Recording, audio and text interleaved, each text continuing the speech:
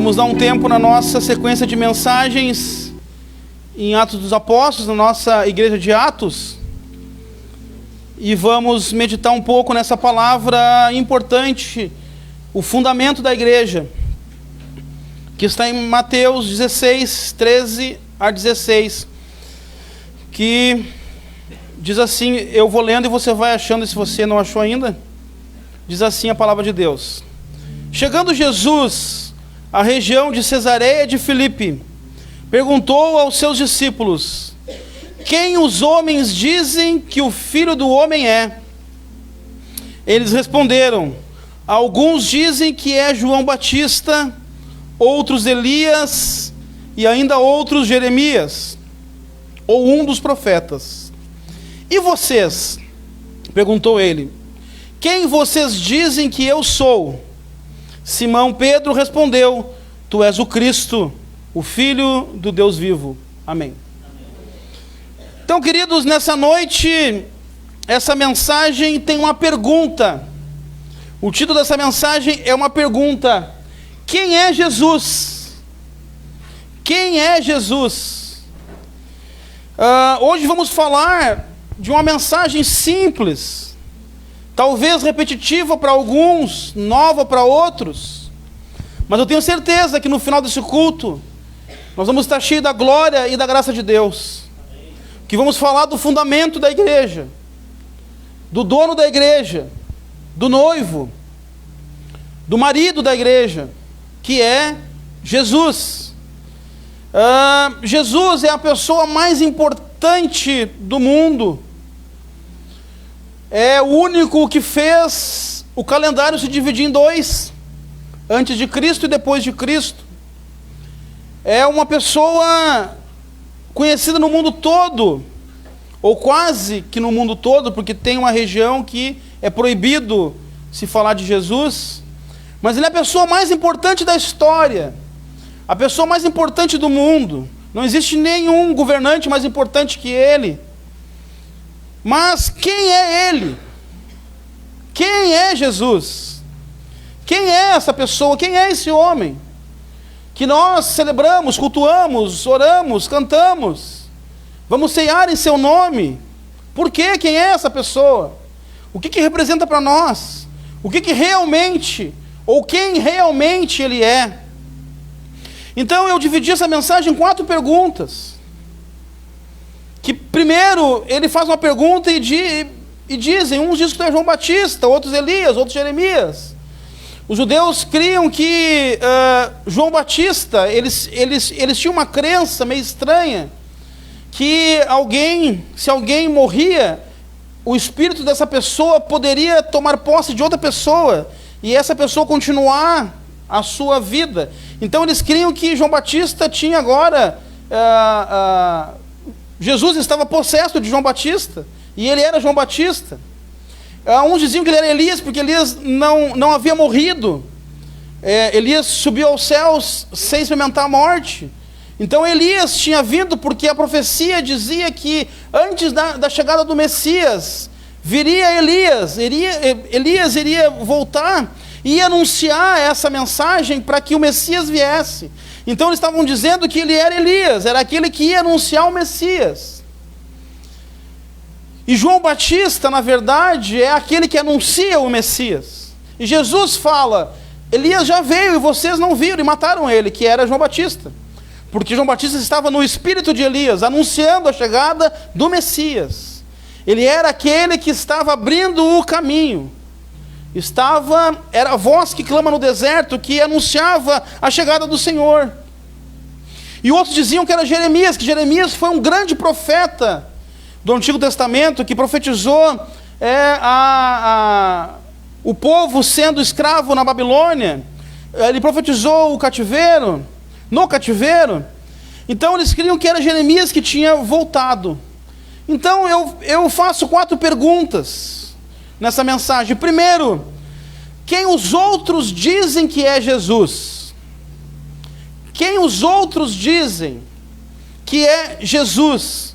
E aí nós temos, e existem muitas vozes no mundo muitas vozes no mundo, falando muitas coisas, muitas vozes dizendo muitas coisas de diversos aspectos, tem conjectura de diversas coisas, de diversas formas. Mas eu quero primeiro falar o que as seitas falam de Jesus. O que as falsas religiões falam de Jesus. Para a LBV, a Legião da Boa Vontade, ele é um ser evoluído em outro mundo e nas diversas encarnações até chegar no estágio que chegou em ser um com o Pai. Para a LBV, Jesus é um ser evoluído, que evoluiu de encarnação em encarnação, uma visão bem espírita, de encarnação em encarnação, até chegar num estado elevado que ele chegou, de ser um com o Pai. Para a igreja messiânica mundial, embora essa igreja tenha o nome de messiânica, não é por causa de Jesus, porque o Messias para essa igreja é o fundador dela. Mas para a igreja messiânica, Jesus não ressuscitou, nem morreu pelos pecados, ele é alguém que encontrou a felicidade, assim como Buda. Então Jesus é igual a Buda, ele não ressuscitou, isso é uma mentira, uma enganação, os apóstolos que inventaram. Isso para a igreja messiânica. Para a Rosa Cruz, que é uma sociedade secreta, tipo os Illuminates, a maçonaria, existe a Rosa Cruz. A Rosa Cruz, Jesus é o mais elevado mestre espiritual. Jesus é diferente de Cristo, não é a mesma coisa. Alguns acham que Cristo é o sobrenome, Jesus Cristo. Não é. É Jesus, Cristo, ele é o Cristo. Mas para a Rosa Cruz, Jesus não é o mesmo Cristo. Cristo é um mestre elevado espiritual que atingiu o estágio de Cristo, que Cristo é uma posição espiritual. Assim como Buda, porque Buda é uma posição, existe os Bodhisattva, os Bodhisattvas e o Buda, que é um estado elevado de espírito, um nível mais alto. E para os Rosa Cruz e outras sociedades esotéricas, Cristo é a mais elevada de todas. Para o Espiritismo, Jesus é apenas um homem evoluído, alguém muito importante, muito evoluído na sua espiritualidade. Para os Mormons, Jesus era filho de Adão com Maria. Ou seja, quem engravidou Maria não foi o Espírito Santo. Para os Mormons, quem engravidou Maria foi Adão. E ele foi casado com as 3 Marias. Tinha as 3 Marias ali que estavam vivendo ali junto com ele, que sustentavam ele. A Maria, mãe de Jesus, a outra Maria. Então diz os Mormons que ele foi casado com essas 3 mulheres, as 3 Marias. Lembra? Não sei se você lembra, quando eu era criança tinha um joguinho das 3 Marias, né, que a gente pegava umas almofadinhas assim, jogava para cima da mão, jogava para cá, jogava para lá e tal. Que era inspirado nas 3 Marias da Bíblia. E aí existem as heresias. O arianismo, Jesus é criação de Deus. Ele foi criado por Deus. Isso é uma heresia. Ele não foi criado por Deus. Segundo o gnosticismo, Jesus não pode ser Deus, porque ou ele é homem ou ele é Deus. O divino não se mistura com o humano, porque tudo é material, tudo que é material é mal. Então essas são as crenças das heresias, das seitas. E tem outras ainda, outras mais, que não crê que Jesus é Deus, que não crê que ele é simplesmente o filho que foi gerado por Maria, através de... Então, outras heresias. Mas são heresias, isso aqui não é o que a gente crê, não é o que a Bíblia diz. O problema das heresias, das falsas religiões, é que eles só usam trechos da Bíblia como base e dizem que seguem a Bíblia, mas não, eles seguem somente aqueles trechos isolados, eles isolam alguns versículos e enganam o povo. Então nós precisamos conhecer a Bíblia, ler a Bíblia para não ser enganado. E a Bíblia não me diz isso. Então as muitas vozes falam muita coisa sobre Cristo. As muitas vozes falam muita coisa sobre a fé. As muitas vozes do mundo falam muitas coisas sobre a igreja. As muitas vozes falam muitas coisas sobre mim, sobre eu e sobre você. As pessoas falam muitas coisas sobre nós. As muitas vozes podem colocar você para cima, pode encher o seu ego, pode dizer que você pode, você consegue, você é capaz. Mas não importa o que as vozes dizem, porque não adianta conquistar, não adianta alcançar, não adianta ser alguém importante, alcançar um cargo, alcançar uma posição, ser alguém importante para a mídia, importante para as redes sociais, ser alguém que é conhecido na cidade, no bairro, na vila, alguém que é importante, alguém que alcançou um alto grau na empresa. Não adianta se colocar para cima, te entusiasmar, te encher, se na sua vida não tiver Jesus. Não adianta nada isso acontecer. As muitas vozes podem colocar você para baixo também. E muitas vozes colocam eu e você para baixo. As muitas vozes podem colocar você para baixo dizer que você não presta, que você não vale nada, não serve para nada. Muitas vozes podem dizer que você não é capaz, que você não consegue, que você não pode isso, não pode aquilo, que você não tem condições de nada, que você não nasceu para isso, que você não serve para isso. As muitas vozes podem nos colocar para baixo o tempo todo. Mas essas muitas vozes também podem minar a sua fé. Pode dizer que você não serve, que você deve desistir da caminhada, deve desistir da igreja, deve desistir dos seus sonhos, que você deve largar a caminhada de fé. Mas ninguém pode dizer quem você é, nem tentar te convencer que você é imprestável, que você é inútil, que você é capaz. Porque só quem pode dizer quem você é e onde você pode chegar é Deus. Porque Deus deve estar sentado no trono do seu coração. E Ele que é o rei, Ele que é o dono da sua vida, e Ele é o único que pode dizer aonde você pode chegar e quem você é. Ninguém pode ocupar o lugar de Deus no seu coração, no trono do seu coração, e dizer quem você é, ou o que você faz, ou o que você deixa de fazer, ou se você presta ou se você não presta. Quem pode dizer isso é Deus. Não ouça as vozes do mundo, não ouça as vozes contrárias, não ouça as vozes do homem mau, que nós temos muitos homens maus. Não ouça a voz do homem mau. Você precisa ouvir apenas duas vozes em sua vida na caminhada de fé, para ser firme, para ser forte, para ser abençoado. Somente duas vozes você precisa ouvir para guiar a sua vida. Você precisa ouvir a voz de Deus e você precisa ouvir a voz do seu pastor. Porque eu não sou um palestrante de domingo, eu sou o seu pastor.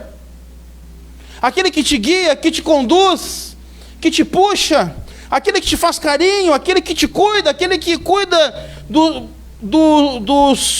da tua lã, mas aquele também, que também te repreende, que também te guarda no aprisco, que também te bota num canto, porque precisa tratar com você. Então você precisa ouvir a orientação de Deus e a orientação do pastor. Que o pastor está aqui para guiar você na caminhada, para fortalecer você, para amparar você, para cuidar de você. Decisões importantes da sua vida não podem ser tomadas sozinhas sem o pastor ajudar você a guiar a sua caminhada, a sua decisão. Eu falei no lar essa semana, e nos próximos lar que a gente for visitar, você vai ouvir eu dizer isso. Eu não quero saber se você comprou uma geladeira ou vai comprar, ou se você quer comprar uma branca, uma prata, uma preta, uma colorida. E você não precisa me ligar também para perguntar, pastor, posso comprar uma geladeira? Porque se você me ligar, você vai ouvir dizer assim, você tem dinheiro para pagar? Tenho, então compra. Não, não tenho, então não compra. Mas estou precisando muito, pastor, mas eu não tenho dinheiro. Não compra. Tu não vai pagar. Então não adianta espiritualizar o que não é espiritual. Aí tem que usar matemática, pensamento, raciocínio, cálculo. Pensar em família, olhar o que eu faço. Será que eu faço? Agora, decisões importantes da sua vida, você precisa falar com o pastor. Pastor, vou mudar de cidade, o que o senhor acha? Vou mudar de casa, eu vou... Enfim, como aconteceu uma vez, uma família veio dizer, pastor, acho que vamos mudar, vamos lá para o meio do mato, nós ganhamos uma terra lá e vamos lá, morar lá e tal. Ele disse, e aí, como é que você vai vir na igreja? Nem pensamos nisso. Pois é, a primeira coisa que tem que pensar é isso. Porque a tua vida, a nossa vida, ela está em volta de Cristo. Ela está em volta da nossa comunhão com a igreja, da nossa comunhão com os santos, do culto. Então a primeira coisa que eu devo pensar é, se eu for daqui para lá, como é que eu vou cultuar? Puxa, não vou poder cultuar. Opa, então não é de Deus. Não é de Deus, sim, eu estou ganhando, mas quem disse que de graça é de Deus? Pode ser, amém, glória a Deus, que seja, que você ganhe muitas coisas de Deus, que você ganhe uma casa, amém? Que seja de Deus. Mas se não for de Deus, Satanás vai apresentar para você uma mansão, de graça, mas vai te manter longe de Deus. Então não é de Deus. Então muitas vozes. Que vozes você está ouvindo? Porque essas vozes falavam coisas erradas de Deus, coisas erradas de Jesus. As vozes naquela época falavam coisas erradas de Jesus, acusavam Jesus, falavam mal dele, era um revolucionário, era um louco, era um perturbador, era alguém que estava indo contra o reino, contra os princípios. Falavam mal de Jesus, que ele estava indo contra Moisés, contra a arca, contra o templo. Falavam um absurdo de Jesus. Mas eram as vozes contrárias, eram as vozes do mundo.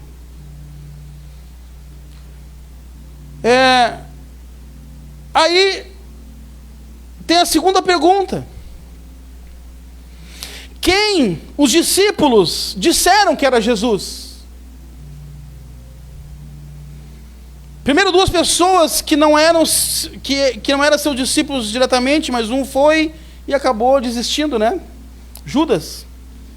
Quando traiu Jesus, depois que ele traiu, ele disse, eu traí sangue inocente. O centurião, quando crucificaram Jesus, e Jesus entrega seu espírito, e a terra treme, ele olha e diz, verdadeiramente esse é o Filho de Deus. Mas os discípulos foram respondendo. Se perguntássemos para João Batista, quem é Jesus, João Batista? Diz que João Batista está batizando no Rio Jordão, e de repente vem vindo ele. E João Batista olha e diz, eis o Cordeiro de Deus que tira o pecado do mundo. João Batista disse isso sobre ele. Quem, se perguntasse para Pedro, Pedro, quem é Jesus? Pedro responderia o que ele respondeu quando nós lemos, tu és verdadeiramente o Cristo, o Filho do Deus vivo. Se perguntasse para Paulo, Paulo, o que tem para nos dizer sobre Jesus, Paulo? Vamos colocar eles nos bancos dos réus, vamos perguntar a Paulo, e aí o que tu fala? Quem é esse cara? Quem é esse homem? Quem é Jesus para Paulo?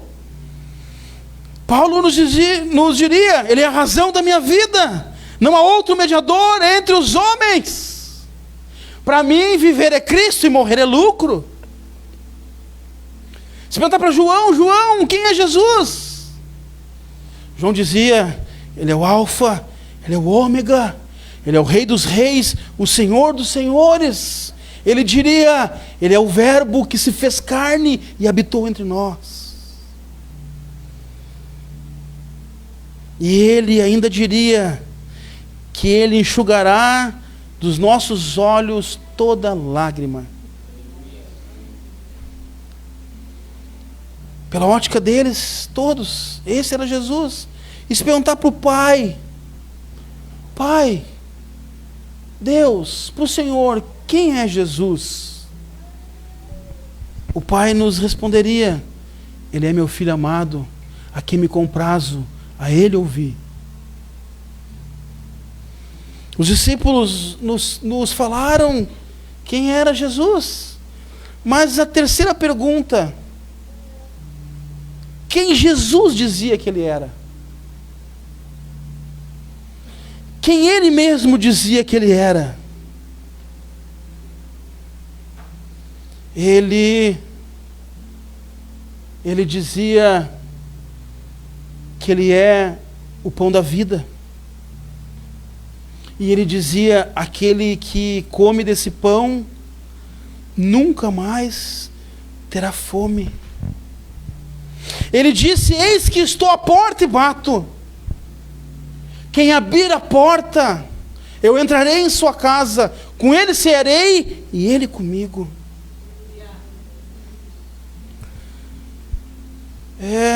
No Evangelho de João, existe os 7 eu sou de Jesus. Jesus dizendo quem ele é. Jesus dizendo eu sou. E quando ele fala eu sou, essa palavra só quem dizia era Deus. Deus dizia eu sou o que sou. Então tem 7 eu sou de Jesus no Evangelho de João. Primeiro, esse que eu disse, que ele é o pão da vida, em João 6. Segundo, em João 8:12, eu sou a luz do mundo. Aquele que ilumina, aquele que é a luz. A luz do mundo, ele é maior do que a luz do sol, que ilumina todo o planeta. Não, ele é a luz que ilumina até o sol, ele é a luz do mundo. É aquele que traz a luz às trevas, a luz para os corações. Aquele que traz a luz para quem está perdido. Aquele que traz a luz para quem está nas trevas.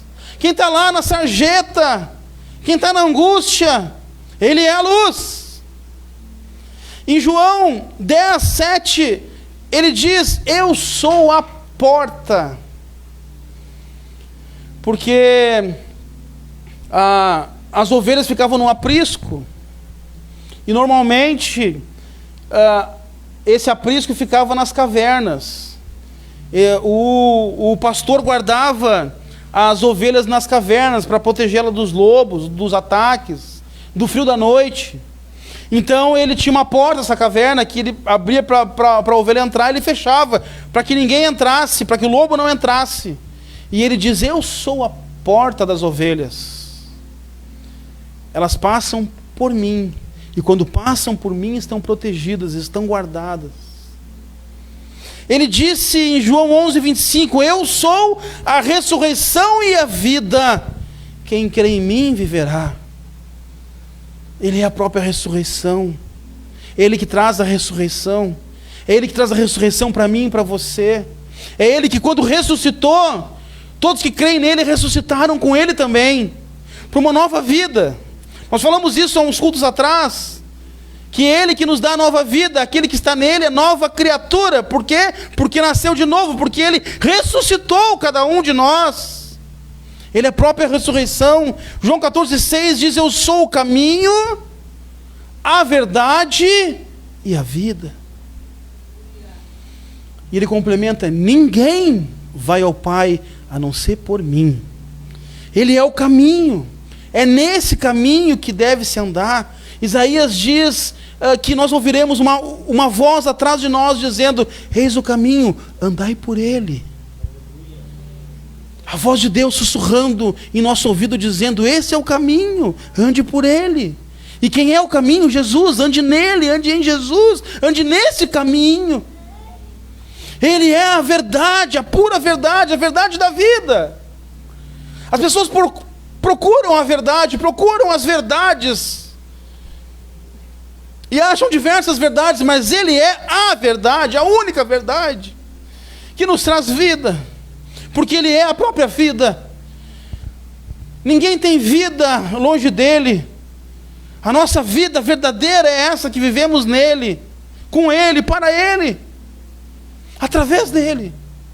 E só teremos vida se estivermos nele. Porque ele ainda complementa que antes dele veio saqueadores, malfeitores, veio líderes que só queriam sugar das ovelhas. E ele disse que esses são inimigos do povo, inimigos das ovelhas. E o inimigo só vem para roubar, matar e destruir. Mas ele vem dar vida e vida em abundância. E ele fala em João 15:5, eu sou a videira verdadeira. A videira, aquela que produz uva, que produz o vinho, que traz alegria, que produz o suco da uva. E essa videira é a que alimenta os cachos. E essa videira alimenta todo aquele que está nela. Então diz, eu sou a videira, estejam em mim, e vocês terão vida.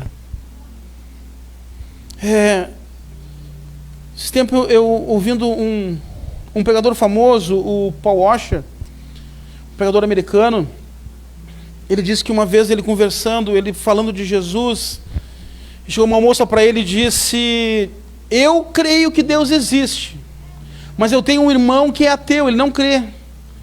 E ele disse, eu confio mais no teu irmão. Como assim, pregador? Como assim? Ele é ateu?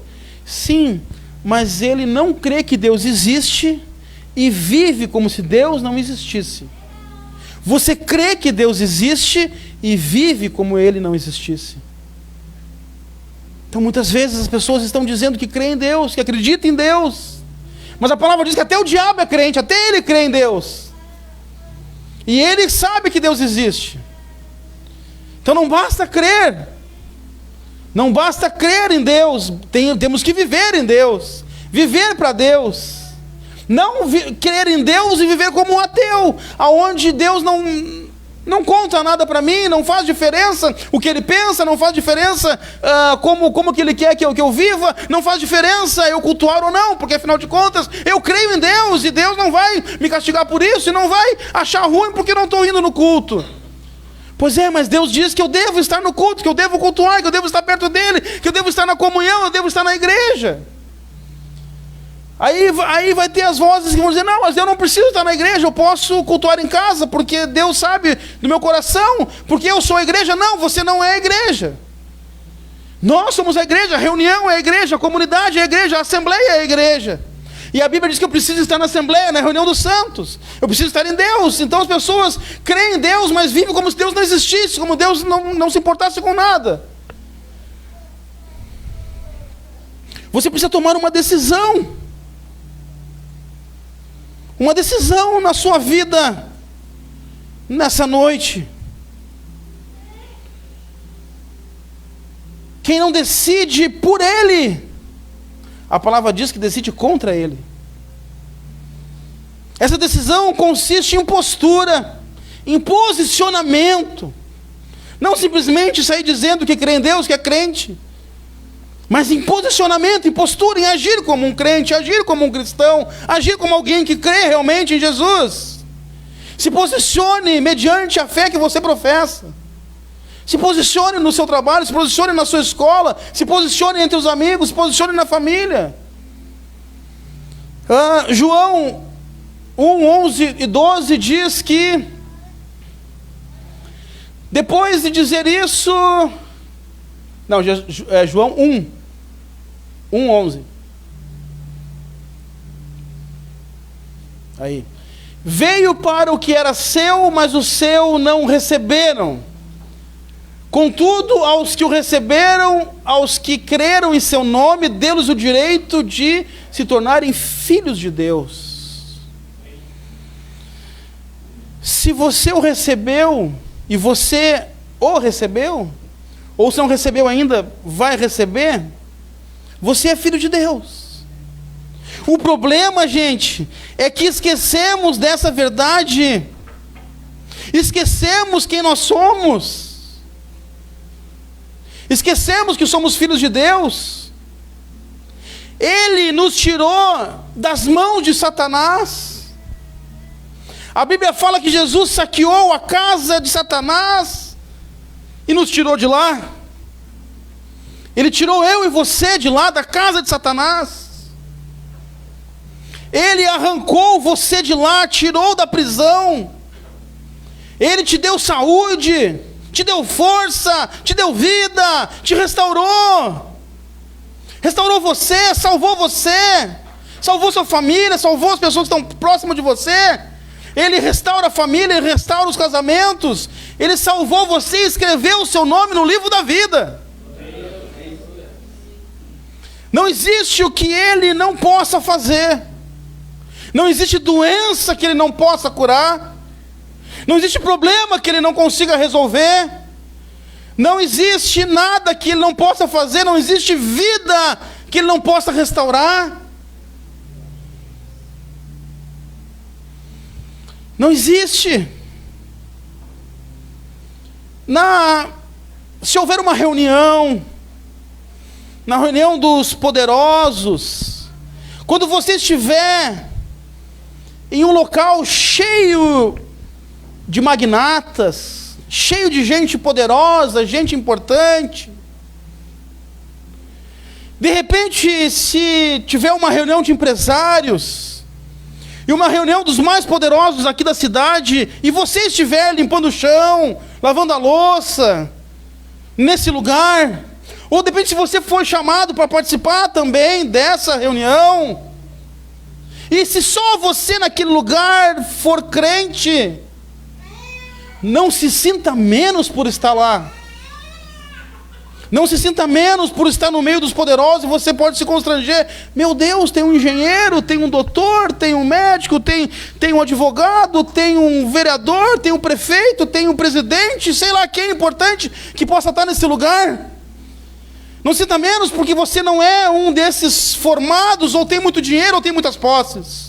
Porque naquele lugar você tem o título mais importante.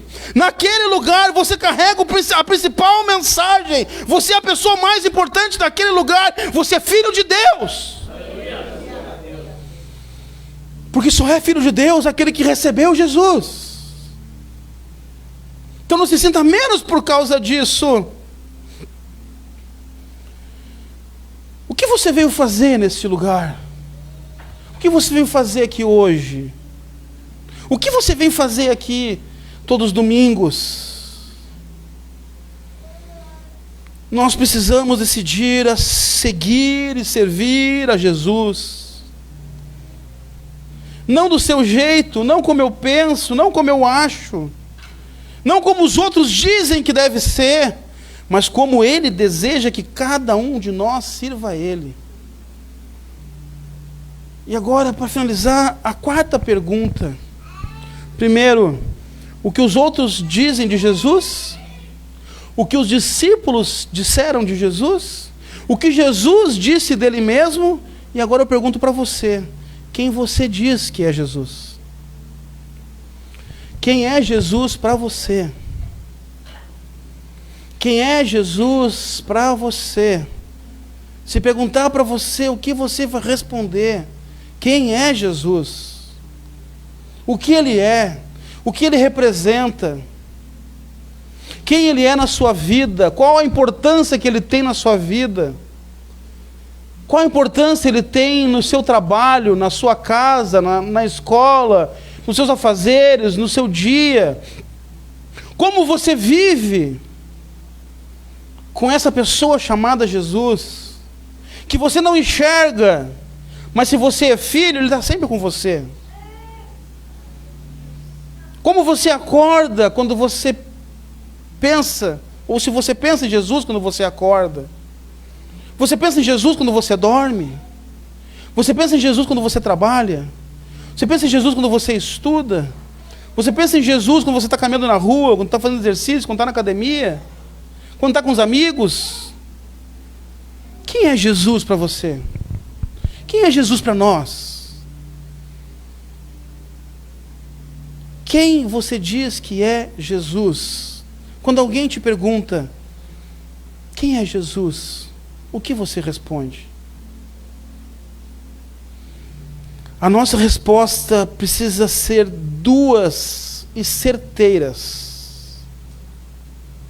Primeiro, Jesus é Deus.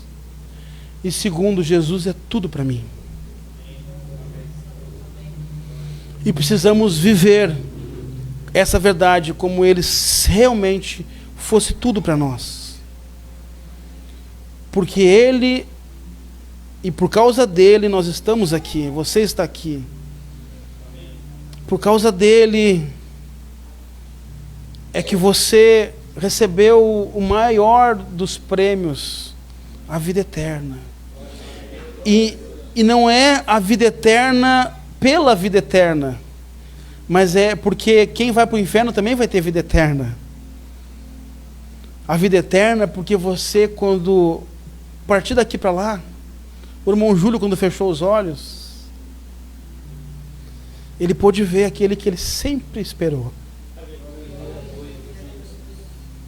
E eu espero, quando eu fechar os olhos, eu possa abrir e ver um sorriso na minha frente. Porque a vida eterna não é o tempo da eternidade, é com quem vamos passar a vida eterna. E assim como o irmão Júlio deve ter ouvido, e eu também quero ouvir, que você também ouça. Quando nós partirmos daqui para lá, se Jesus não voltar antes, a gente possa ver esse sorriso e ouvir da boca dele: seja bem-vindo, filho do meu Pai. Amém? Vamos ficar de pé em nome de Jesus. Nessa noite, é uma noite de decisão, de reconciliação, porque muitas vezes a gente encontra pessoas que estão na igreja, mas estão longe de Deus. Só estão vindo nos cultos, só estão vindo ouvir a mensagem, cantar os louvores, orar, pedir a bênção, mas estão longe de Deus. Então nessa noite é noite de reconciliação, de conserto, de você falar com Deus, de você dizer para Ele que hoje você quer se reconciliar com Ele.